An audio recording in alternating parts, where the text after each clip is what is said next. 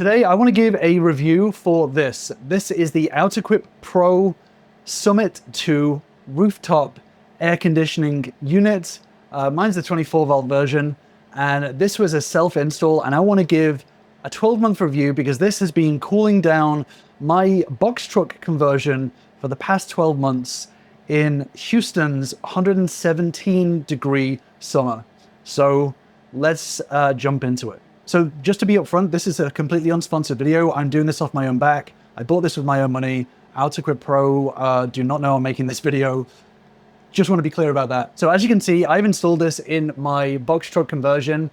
It fits into a standard 14-inch max air hole.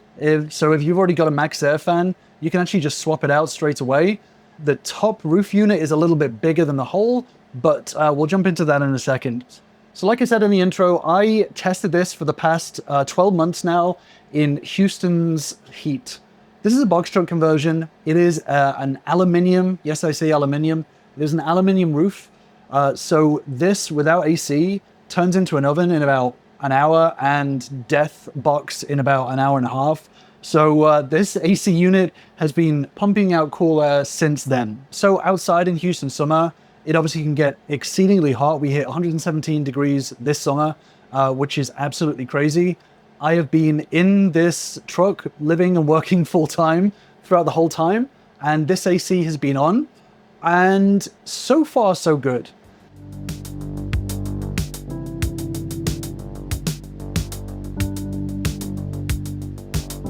All right, so let's take you through my review a little bit. I want to sit down for a second because I'm tired of standing up.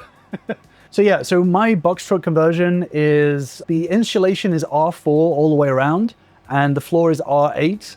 If that means anything to anyone, the truck is insulated.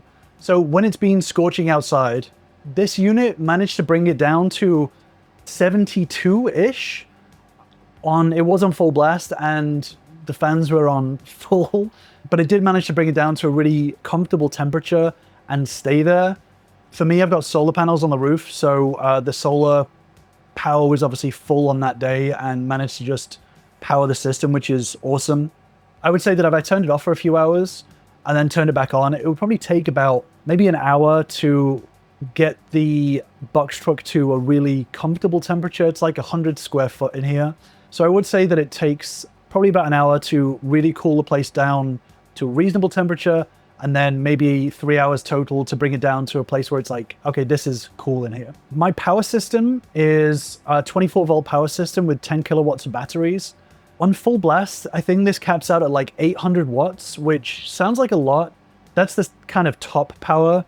I think other RV air conditioning units, they probably cap out at like 1200, 1500 because they're on all the time. They're either 1500 watts or 0 watts. The good thing with this one is that this has I don't know what they call it, like a rolling compressor. I'll put the term down here, but some sort of scrolling compressor maybe? I don't know. They have a compressor that basically can ramp the power up and down. So once it does get to temperature, it can stay at a lower energy level. So I would say once it hits temperature, it goes between like 400 and 600 overall, which is great. So it's really power saving compared to other RV air conditioning units. At nighttime, it probably uses like 30% of my battery. Bear in mind that I am in Houston, so from April onwards to October, it is just hot all the time. So I'd probably say use about 30% of my battery overnight.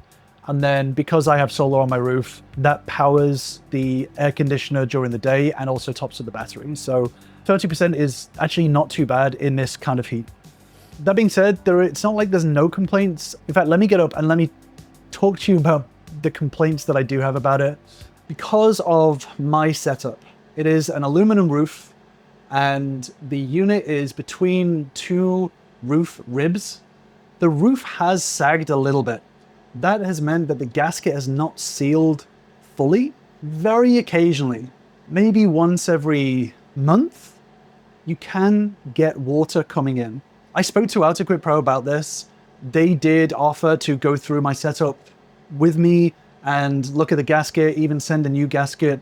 I didn't take them up on that offer, but just to let you know, their customer service is really quick and they've actually offered to help me. I just haven't had time to sort of take them up on it. So yeah, it has leaked occasionally, and it has leaked when it's been heavy rainfall as well. So there has been a sort of drip, drip, drip coming through when it's been like storming outside. So that'd be the one complaint, but I think that, like I said, it's because of the sagging of the roof and because I probably haven't fit the gasket properly. I was considering fixing it myself, but I actually have, I'm not going to tell you in this video, but I actually have a different solution for the air conditioning in the truck that I'll talk about in another video. So yeah, I think it is fixable. I'm just probably not going to fix it. The other thing that was kind of random was the fact that, it sounds pretty petty, but the screws on the unit are not stainless steel, so they are rusting a little bit. I spoke to the company about this, and they just kind of said, you can replace the screws with stainless steel ones if you want to, or you can just add a bit of silicone to it. So I just added some silicone to it just to make sure, but just to let you know, they're not stainless steel, so if it does rain where you are, then you will get some rusting eventually. The other thing that I would say about this is, and again, this is probably just because of my setup, when it is on full blast, which I have it right now, there is an audible hum from it. I have some friends that have a traditional RV air conditioning unit, which is louder than this because of the fans in theirs. The fans in this are quite quiet. The noise in mine is actually more of a the vibration of the aluminum roof. So I think it's probably more likely that it's my setup. But just to let you know, that has been my other complaint about it, is the rooftop unit causes a lot of vibrations and can be quite loud when it's on full power. So that's my other kind of complaint that I have. So I think I paid around 900 and something for it, which again is pretty cheap for an air conditioning unit. So my overall thoughts on it are, I think it's a great unit. It has definitely done the job. I think value for money is absolutely incredible. There's been zero maintenance or anything like that. There's been times where I, would be worried about like driving around with it and things like that. It's been really solid. It's not come loose or anything like that. I think there's been like one error message that I've seen like a couple of times. And that was more to do, I think, with my old inverter all-in-one than it was with this. So I think it's been a pretty good unit. I've put it through the ringer in Houston heat for sure. And I have very little complaints. For the price of it, I think it's awesome. So this company actually does multiple different air conditioning units now. I think they do different mini splits now, and they do, I think, a more powerful version of this. It's slightly bigger. So I definitely would check them out. This is completely unsponsored video, by the way. But I would say that this is more than worthwhile, more than worth the money. It's been minimal fuss, especially compared to installing a full-on mini split that some people do on conversions. And if you already have a hole for a max air fan, dropping this in and getting actual air conditioning, I think is kind of a no-brainer. Like I said, I live and work out of this truck 24/7. So there's never been one moment where I thought to myself, I wish this was more powerful, or I wish this was different. I have very little complaints. So who would I say this is for? I would say this is perfect for anyone doing any sort of van conversion, especially with the box truck.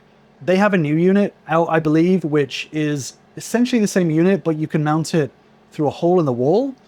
That's an interesting concept, especially because it would remove the vibrations and the leaking issue that I had. But I think this is really good for anyone that's doing a conversion of any sort, who has a max air fan and is moving to a warmer climate, or even has an old RV unit that wants to just swap it out for sort of better, newer, power-saving technology. I think this is a great unit.